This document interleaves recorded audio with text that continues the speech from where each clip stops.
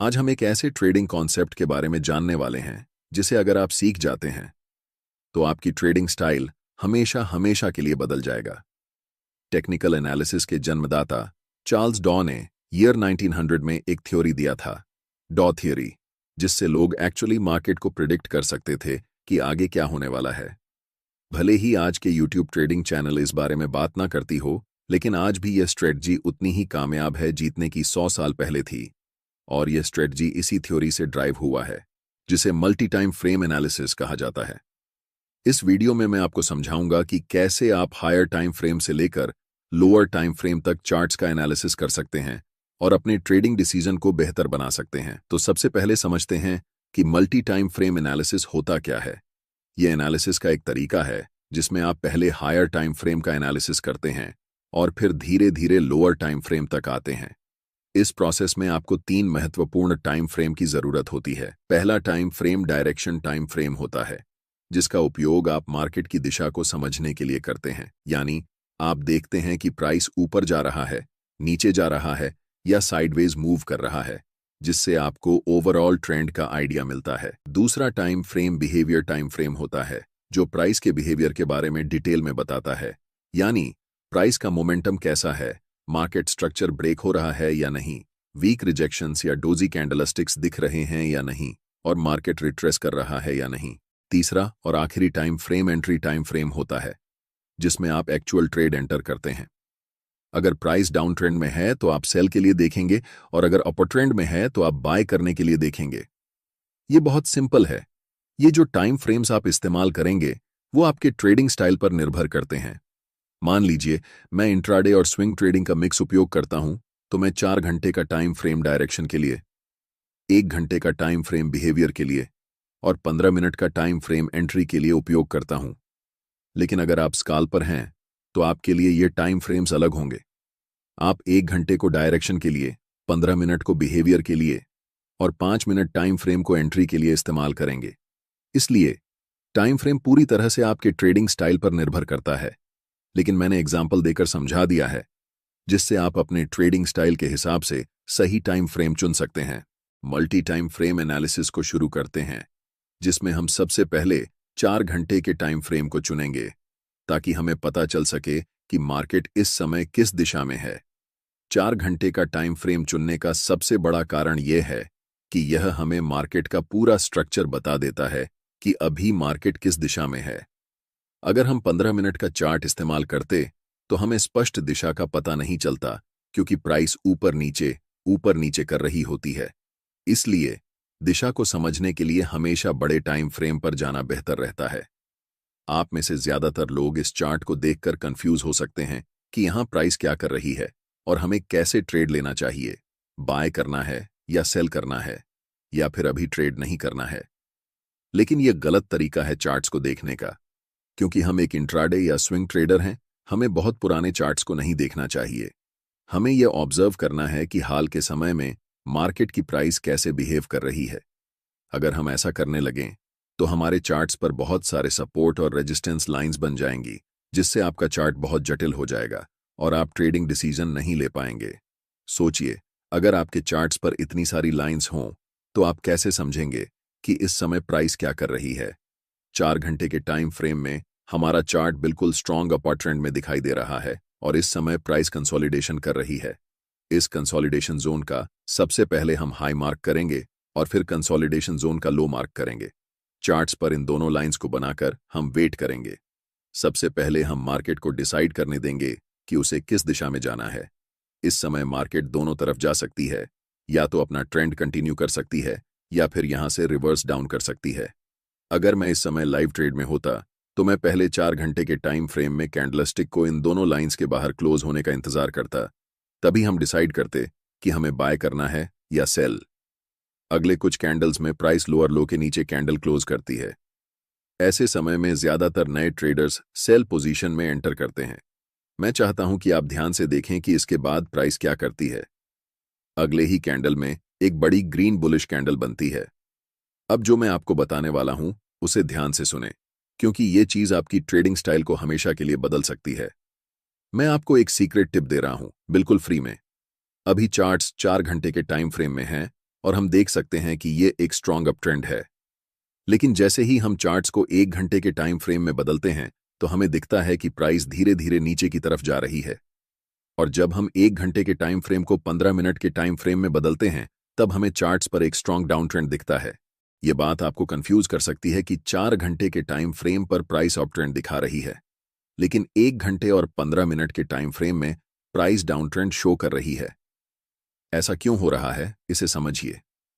जब प्राइस 4 घंटे के टाइम फ्रेम में थी तो लास्ट कुछ कैंडल्स में प्राइस रिट्रेसमेंट या पुलबैक ले रही थी। इसी पुलबैक को छोटे टाइम फ्रेम में देखने पर यह हमें डाउन ट्रेंड जैसा दिखाई देता है। एक बात हमेशा याद रखें, हायर टाइम फ्रेम हमेशा छोटे टाइम फ्रेम के ट्रेंड से ज्यादा मजबूत होता है। इस सिचुएशन में 4 घंटे का टाइम फ्रेम 1 घंटे के टाइम फ्रेम से और 15 मिनट के टाइम फ्रेम से भी ज्यादा स्ट्रांग होगा, और 1 घंटे का टाइम फ्रेम 15 मिनट के टाइम फ्रेम से स्ट्रॉन्गर होगा। इसीलिए हम ट्रेड भी उसी डायरेक्शन में लेंगे जिसमें बड़े टाइम फ्रेम का ट्रेंड चल रहा हो। चूंकि 4 घंटे के टाइम फ्रेम का ट्रेंड अप ट्रेंड है, इसलिए हम बाय पोजीशन बनाने वाले हैं। अभी चार्ट्स 15 मिनट के टाइम फ्रेम में हैं और इस चार्ट्स में हमें तुरंत बाय ट्रेड में एंट्री नहीं करनी है, क्योंकि प्राइस का मोमेंटम अभी भी डाउन साइड की तरफ ही है। पहले हम वेट करेंगे कि प्राइस 15 मिनट के टाइम फ्रेम में बियरिश से बुलिश ट्रेंड में शिफ्ट हो जाए, तभी हम बाय पोजीशन में एंट्री करेंगे।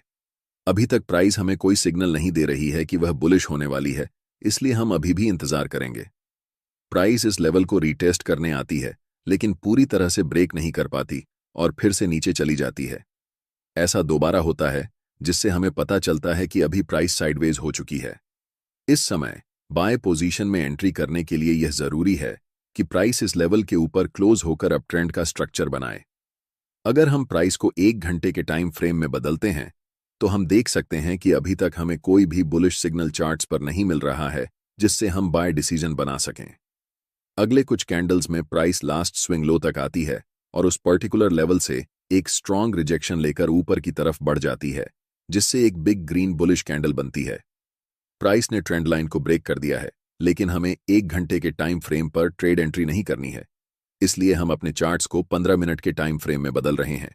अब हम कह सकते हैं कि मोमेंटम डाउन ट्रेंड से अप ट्रेंड में शिफ्ट हो चुका है और इस समय 15 मिनट के टाइम फ्रेम में मोमेंटम अप है, 1 घंटे के टाइम फ्रेम में मोमेंटम अप है और आखिरकार 4 घंटे के टाइम फ्रेम में भी मोमेंटम अप है।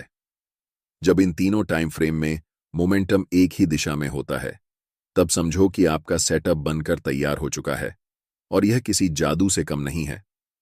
हमेशा याद रखें, कभी भी जल्दबाजी में ट्रेड नहीं करना चाहिए। हमें तब तक इंतजार करना चाहिए जब तक तीनों टाइम फ्रेम में प्राइस एक ही दिशा में न हो जाए। अब यहां हम बाय पोजीशन में ट्रेड में एंट्री करते हैं, ठीक इस ज्वाइंट ग्रीन कैंडल की क्लोजिंग पर, जिसमें हमारा स्टॉप लॉस ट्रेंड लाइन के थोड़े नीचे होगा।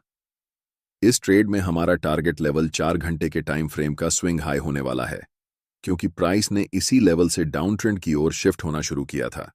इसे आप सप्लाई जोन या रेजिस्टेंस एरिया भी कह सकते हैं। अगर आप टारगेट सेट करने में कंफ्यूज हो रहे हैं तो मैं आपको एक टिप देता हूं। ट्रेड में एंट्री करने से पहले आपको चार्ट्स के लेफ्ट साइड पर ध्यान देना चाहिए और देखना चाहिए कि स्विंग कौन कौन से लेवल पर हैं। जैसे कि लास्ट टाइम ये एक स्विंग हाई है और इससे पहले ये एक स्विंग हाई है, तो हम इस समय 2 टारगेट रख सकते हैं।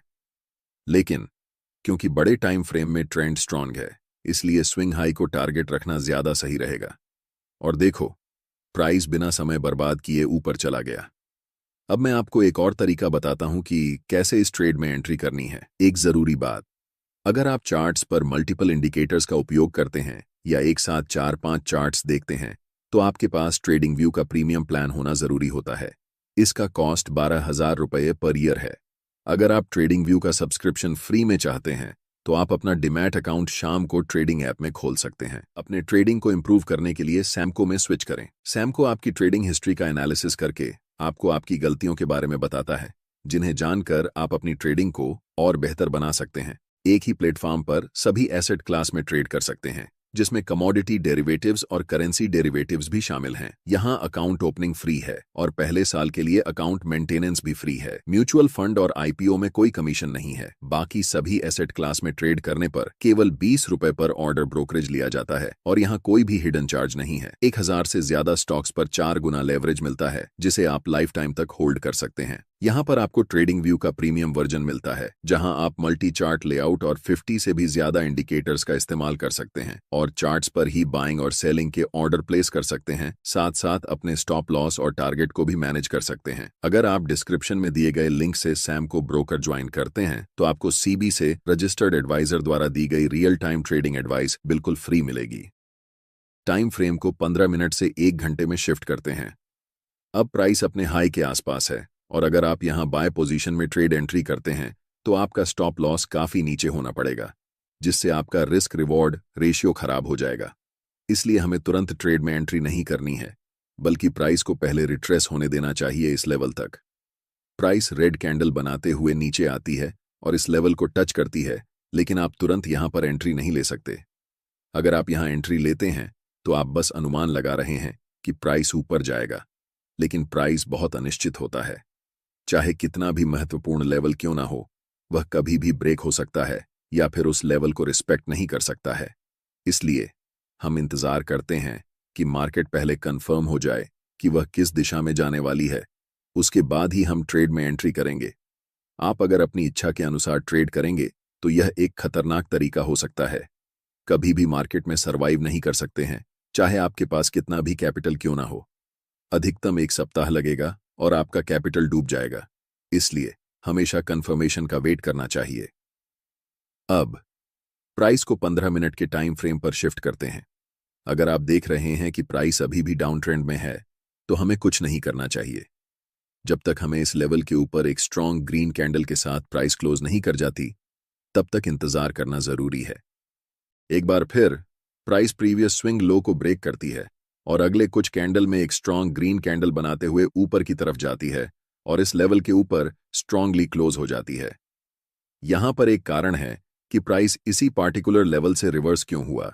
जैसे ही हम चार्ट्स को बड़े टाइम फ्रेम पर शिफ्ट करते हैं तो चार्ट्स के लेफ्ट साइड में एक डिमांड जोन नजर आता है। हम यहां सप्लाई और डिमांड जोन कैसे ड्रॉ करते हैं इस पर चर्चा नहीं करेंगे, क्योंकि मैंने इस टॉपिक पर पहले ही एक डिटेल वीडियो बना दिया है। आप चैनल पर जाकर वह वीडियो देख सकते हैं।